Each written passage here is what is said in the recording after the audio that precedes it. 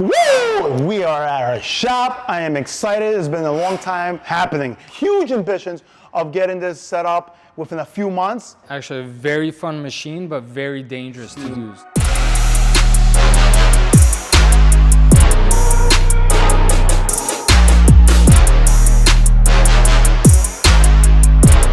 Woo! We are at our shop. I am excited. It's been a long time happening that we wanted to get you guys in here to show you what's going on. So we are getting the shop ready, as you guys can see. Tony's excited because he's about to his first day working in the shop today. Yeah, we're finally going to build something. We moved in here about a year ago. We had the whole huge ambitions of getting this set up within a few months. We're actually really excited to show you guys exactly what we're going to be doing and the whole setup that we have for his wood shop, aka also the shop.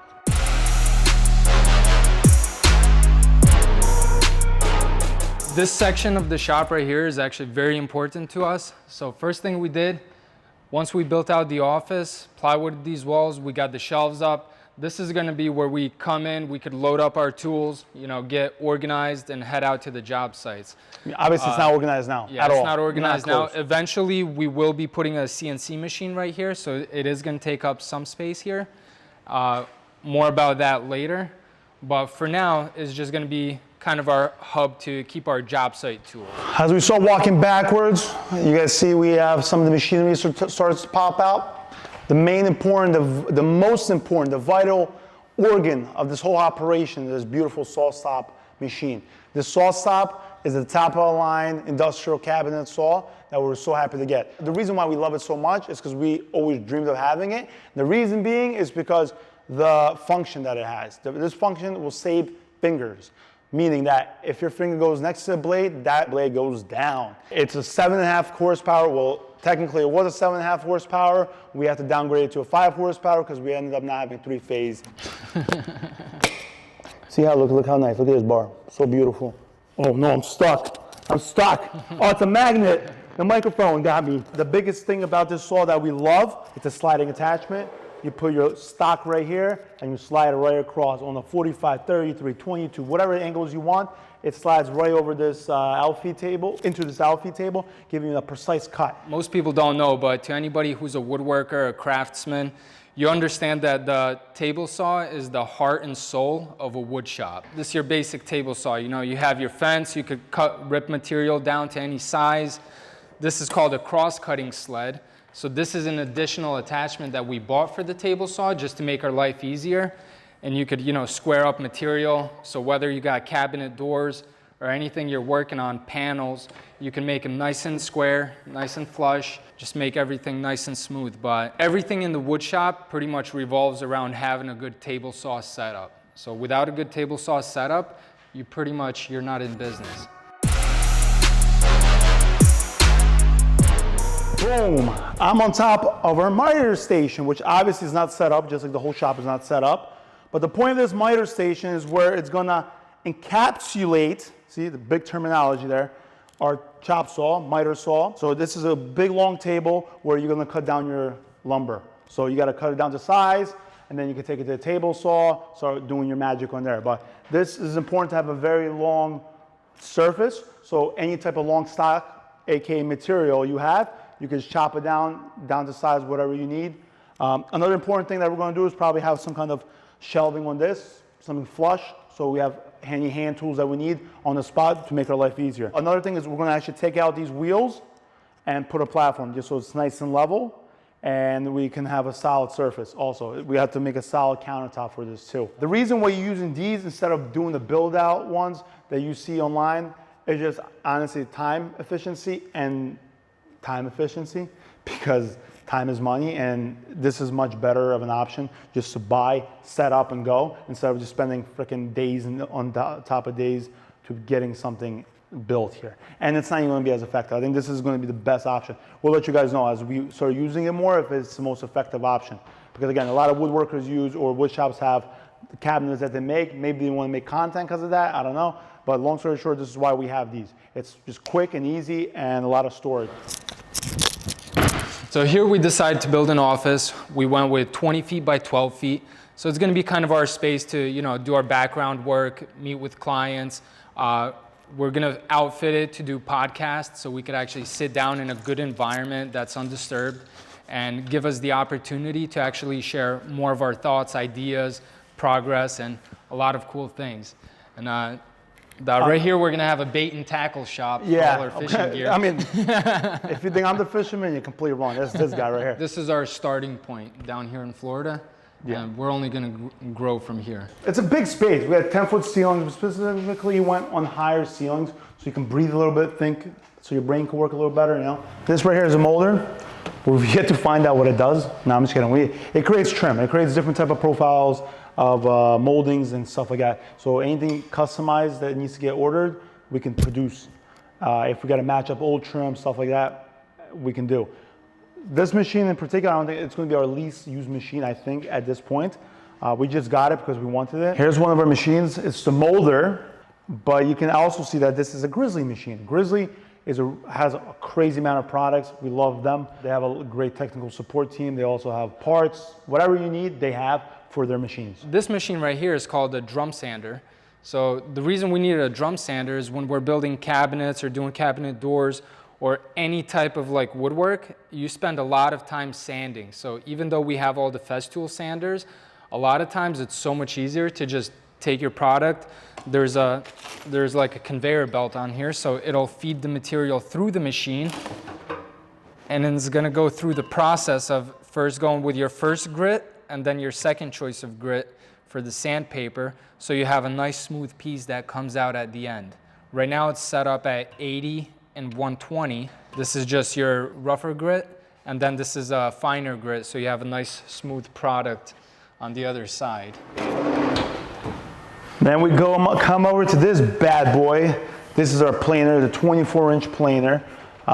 This is actually a really important machine for us because it flattens your slabs, flattens your stock. The most important part is to have your stock nice and flat, because a lot of wood likes to warp, it likes to change the different directions because of all the grains.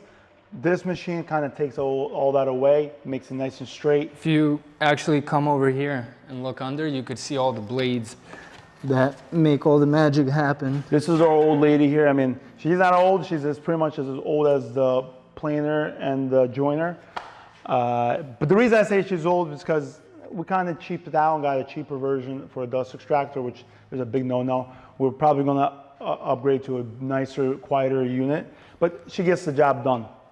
We got the big cartridges here, got all the ports that come into here, put some blast gates on to whatever machine you're using.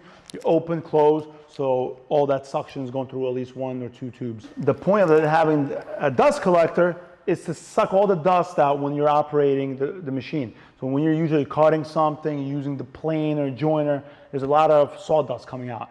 And this machine sucks it in like a big vacuum. So we had 2 phases in buying machines. The first phase was in Philly, actually, when we bought the planer, the table saw, which we had, which was not a saw stop, it was a Grizzly. And then we also bought a joiner, which we'll show you a little later what that does.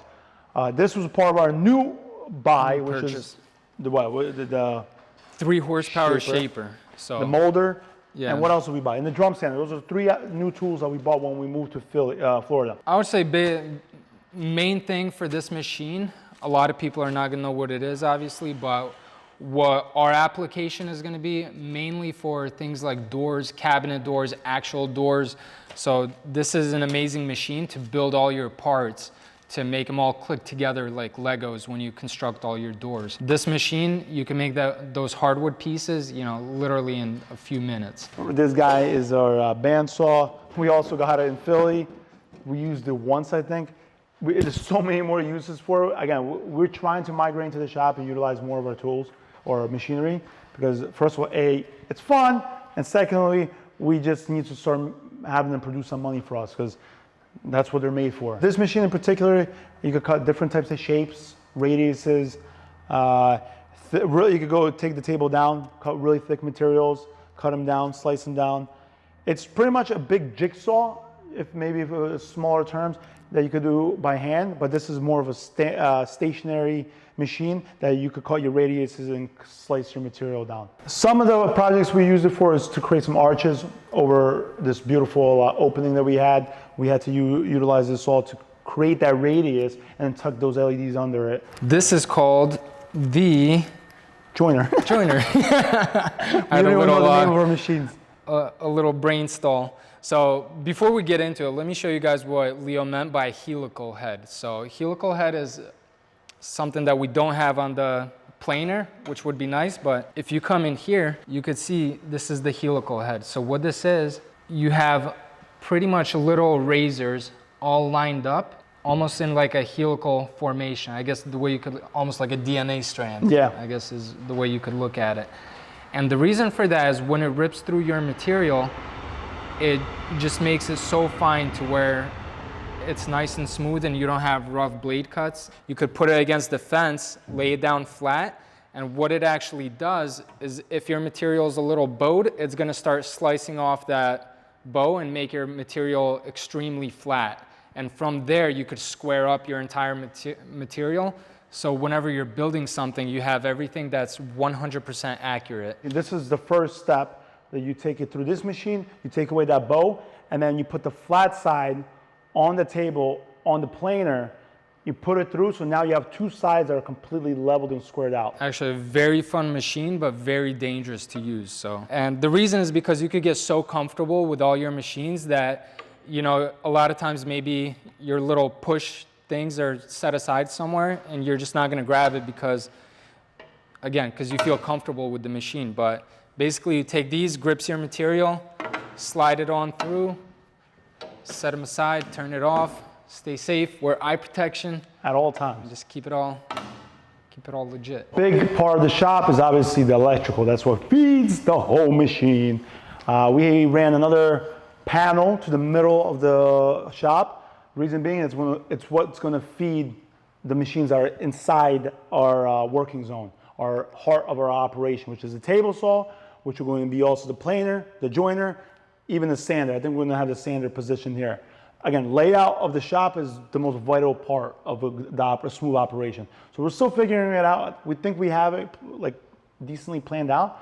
But so you understand, we ran power from the main block, the service cable down the middle of the shop. We didn't put it underground. Maybe we will eventually, but for now we're going to leave it on top. And then we have this little temporary wall set up with our breakers on here. This will again power all the machines that are in the middle of the shop, just so we're not running single individual runs through the floor or through the ceiling, which we have 20-foot ceilings. That would be very expensive in that material. So main brains are going to be here, operating 4 machines, actually 5. We can't forget about the dust extractor, the most important part to collect the dust.